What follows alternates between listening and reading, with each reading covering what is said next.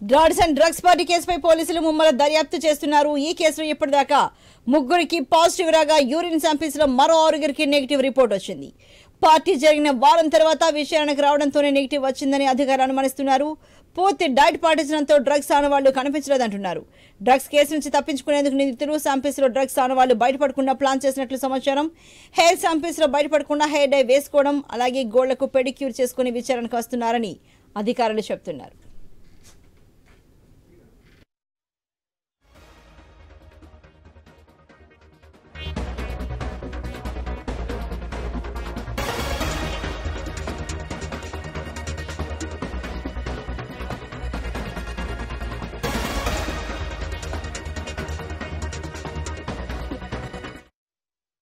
Drugs and drugs party కేసుపై పోలీసులు ముమ్మర దర్యాప్తు చేస్తున్నారు. మరి ఈ కేసులో ఇప్పటిదాకా ముగ్గురికి పాజిటివ్ రాగా యూరిన్ శాంపిల్స్ లో మరో 6గురికి నెగిటివ్ రిపోర్ట్ వచ్చింది.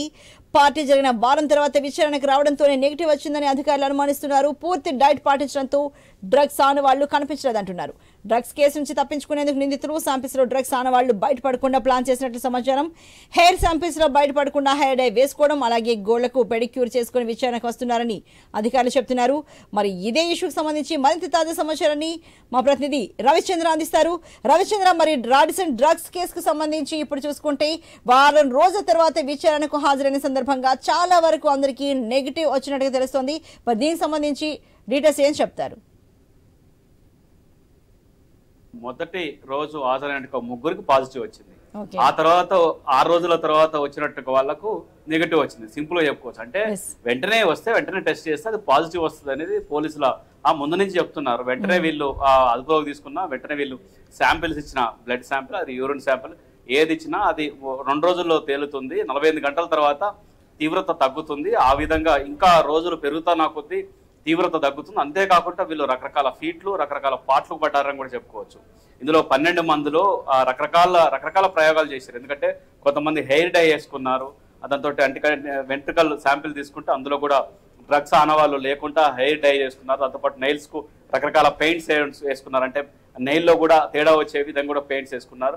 ఈ విధంగా అంతేకాకుండా కలబంద, రకరకాల కొంత ఆయుర్వేదిక్ ప్రొడక్ట్, లేదంటే అందులో డ్రగ్ విచ్ఛిన్నమయ్యే విధంగా మెడిసిన్, ఈ విధంగా రకరకాల ఫీట్లు, రకరకాల పాటలు పడి ఈ విధంగా లాస్ట్కు చివరికి మొత్తానికి వాళ్ళ శరీరం నుండి డ్రగ్ మాయం చేసుకొని, కొకైన్ మాయం చేసుకొని హాజరయ్యని చెప్పుకోవచ్చు. గచ్చిబౌలి పోలీసులకు హాజరయ్యారు. ఆ తర్వాత 6గురికి పరీక్షలు చేస్తే అందరూ నెగిటివ్ అని వచ్చింది. దీంతో యూరిన్ టెస్ట్ నెగిటివ్ అని వచ్చింది. బ్లడ్ శాంపిల్స్ కూడా కొంతమంది ఇంకా రావాల్సి కూడా ఉందని చెప్పుకోవచ్చు. అయితే వీళ్ళు ఈ విధంగా హాజరు కావడం, లేటుగా ఆలస్యం కావడం కూడా దీనికి ఒక కారణం అని కూడా చెప్పుకోవచ్చు.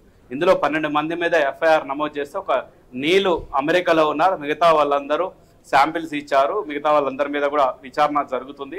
నీలైతే అమెరికా పౌరసత్వం ఉంది. డ్రగ్ పార్టీలో గత నెల 24న ఎవరైతే డ్రగ్ పార్టీలో పాల్గొన్నట్టుగా నీళ్ళు ఉన్నారో అందులో 12 మందిలో ఆయన కూడా ఒకరు ఉన్నారు. అందులో ఉన్నట్టుగా నీళ్ళు మాత్రం అమెరికా పౌరసత్వం ఉండడంతో వెంటనే ఆయన యుఎస్కి వెళ్ళిపోయారు. దాంతో అతన్ని కూడా లుక్అవుట్ నోటీసులు జారీ చేసేసి విచారణకు రావాలంటూ కూడా ఆదేశాలు జారీ చేశారు.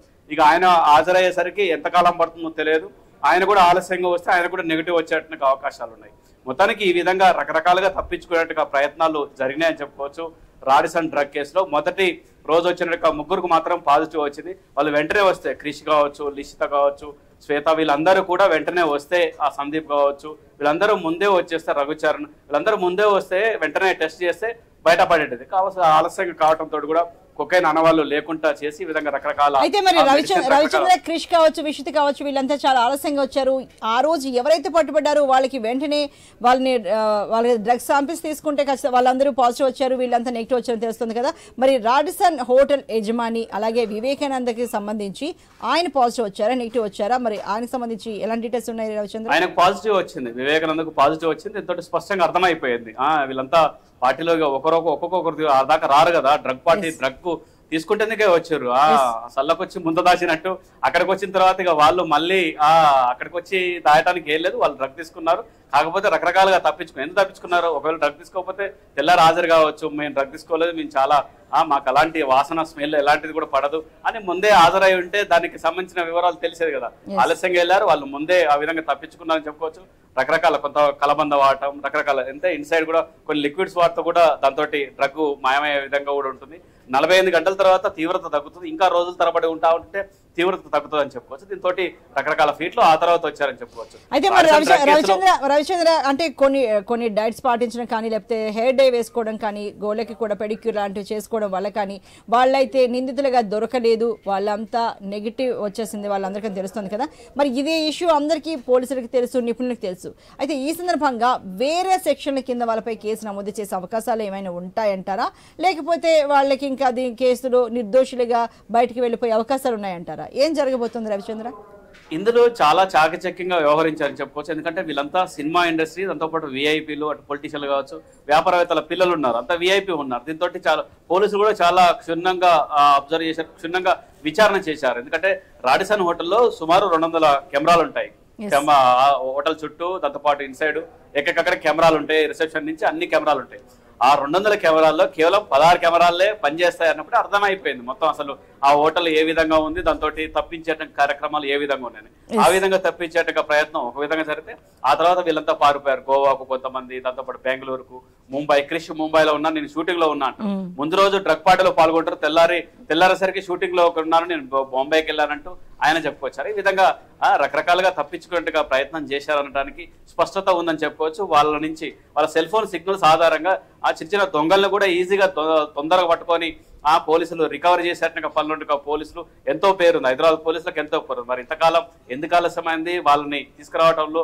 గోవా పెద్ద దూరం కాదు, విదేశం కూడా కాదు, దాంతో ముంబై కూడా విదేశాలు కాదు, మన భారతదేశంలో ఉన్నట్టుగా రాష్ట్రాల్లో ఉన్నట్టుగా నగరాలే, పెద్ద తీసుకురావడం కూడా కష్టం కదా. కాకపోతే ఇందులో చాలా విఐపీలు ఉండటంతో, అందులో మళ్ళీ సినీ ఇండస్ట్రీకి సంబంధించిన ప్రముఖులు ఉండటంతో కూడా కృషి కావచ్చు, లిషిత కావచ్చు, వీళ్ళంతా సినీ ప్రముఖులు కూడా కావడంతో సినిమా ఇండస్ట్రీకి సంబంధం ఉంటుంది కూడా కాస్త వెసులుబాటు. ఈ విధంగా రకరకాల వాళ్ళకి తెలుస్తుంది అసలు డ్రగ్ నెట్టా మాయం చేసుకోవాలి, ఎట్లా హాజరు కావాలి, ఎప్పుడు హాజరు కావాలి. అంతేకాకుండా కృషి ఏకంగా హైకోర్టును కూడా ఆశ్రయించారు, నాకు ముందస్తు బెయిల్ ఇవ్వాలి అంటూ కూడా హైకోర్టును ఆశ్రయించారు. మరి డ్రగ్ తీసుకున్నట్టుగా వాళ్ళు ముందస్తు బెయిల్ కోసం ఎందుకు వెళ్లాల్సిన అవసరం? పోలీసులకు వచ్చేసి శాంపిల్ ఇచ్చేసి, ఇది పెద్ద క్రిమినల్ కూడా కాదు. కొన్ని సందర్భాలు డ్రగ్ తీసుకోకపోతే నాన్ బెయిలబుల్, అంటే బెయిల్ కూడా ఇచ్చేట్టుగా అవకాశం ఉంటుంది. స్టేషన్ బెయిల్ ఇస్తారు, బెయిల్ వచ్చేట్టుగా అవకాశం పెద్ద కేసు కూడా పెద్దగా ఏమి తీవ్రతగా ఉండేట్టుగా విధంగా కూడా ఏముండదు ఒకవేళ డ్రగ్ తీసుకోకపోతే. వీళ్ళు రకరకాలుగా తప్పించుకునే ప్రయత్నం చేశారు. ఎట్టకేలకు మొత్తానికి 12 మందిలో ఒక నీల్ మినహా అందరూ హాజరయ్యారని చెప్పుకోవచ్చు. శాంపిల్స్ ఇచ్చారు, అందులో నెగిటివ్ వచ్చాయి. మొదటి రోజు పరీక్ష చేస్తే ముగ్గురు పాజిటివ్ వచ్చింది. దాన్ని బట్టి అర్థం అయిపోయింది మిగతా వాళ్ళకు కూడా పాజిటివ్ వస్తాయి అనుకున్నారు. కాకపోతే లేట్ అయింది కాబట్టి నెగిటివ్ వచ్చింది. దాంతో పాటు ల్యాబ్ టెస్టులు, ఇంకా రకరకాల కోణాలు కూడా టెస్టులు చేస్తామంటూ పోలీసులు చెప్పుకొస్తున్నారు. Archana. Right Ravichandra, thank you very much.